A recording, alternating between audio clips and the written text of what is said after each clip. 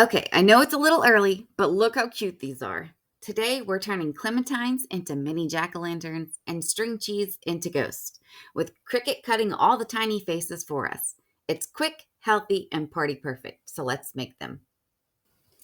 Hey friends, welcome back to Simply Recollective. If you love easy Cricut projects and holiday crafts, hit subscribe so you don't miss the rest of my fall lineup. You only need a few basics for this project. Clementines or mini oranges, individually wrapped string cheese, black adhesive vinyl. You can use removable or permanent, either is fine since it goes on the peel or the plastic only. The standard grip mat, fine point blade, and low-tack transfer tape. You're going to need the scraper and the weeding tool, and optional if you have some rubbing alcohol. Let's prep our snacks. Give the oranges a quick rinse and dry them completely. Vinyl hates moisture. For the cheese sticks, wipe the plastic wrappers with a little alcohol and let them dry for 30 seconds. Bring everything to room temperature so there's no condensation. Let's talk size tips first.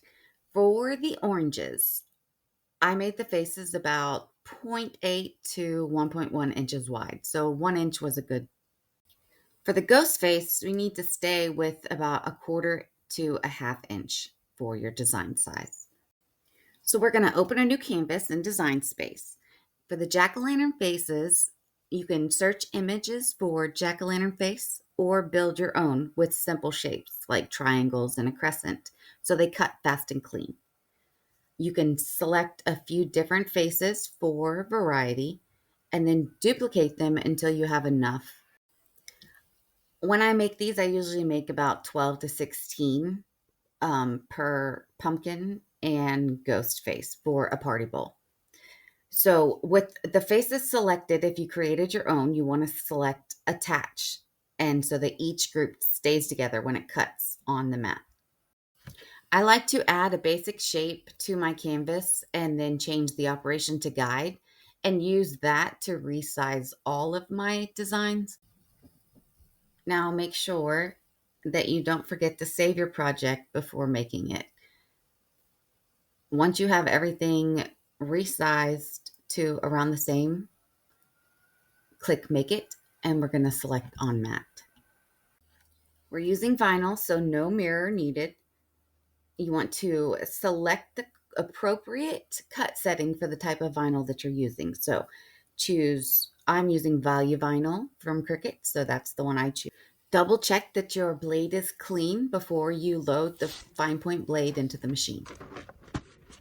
Now, if you have the Cricut trimmer, then you can use this trick that I do for cutting bulk vinyl rolls down quickly.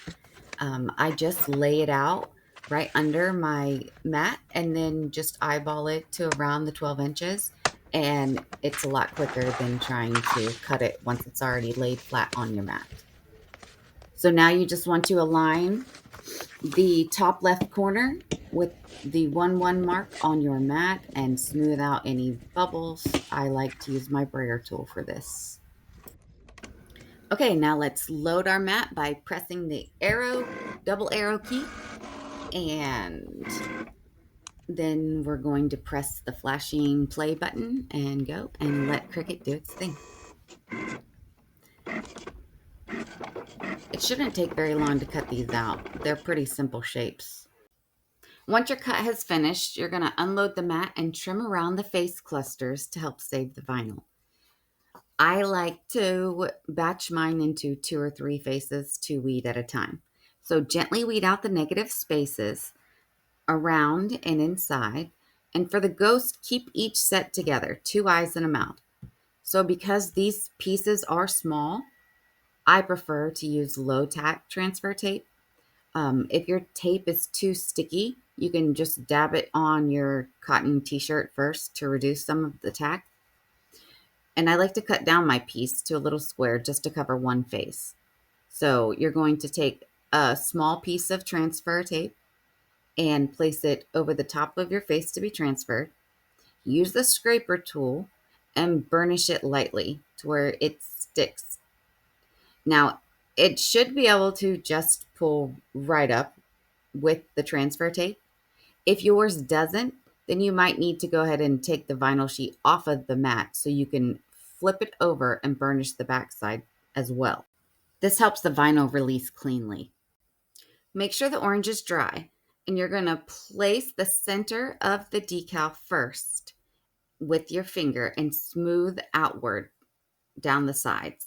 You can do this without any transfer tape if you prefer, and just lift the vinyl with the weeding tool and then place the pieces individually gently. But I had no issues with using transfer.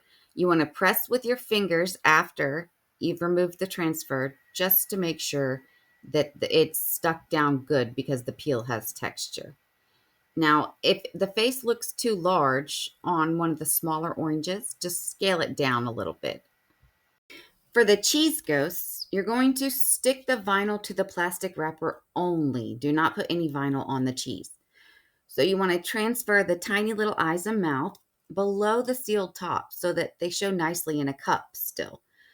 You're going to burnish very lightly because you don't want to indent the cheese, and then peel the tape off at a low 45-degree angle.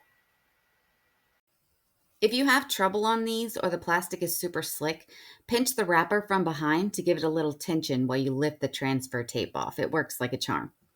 So you're going to repeat until you have a happy little pumpkin patch and a whole lineup of ghosts.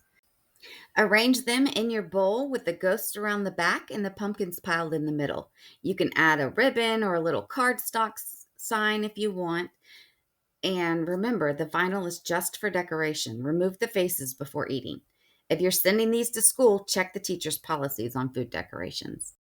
This project only took me about 20 to 30 minutes and used a scrap piece of vinyl. It's such a big impact for a tiny budget.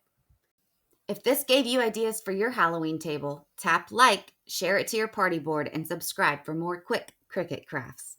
Comment pumpkin down below if you want me to post the exact design space link I used for making these. Thanks for crafting with me at Simply Recollective. We'll see you on the next one.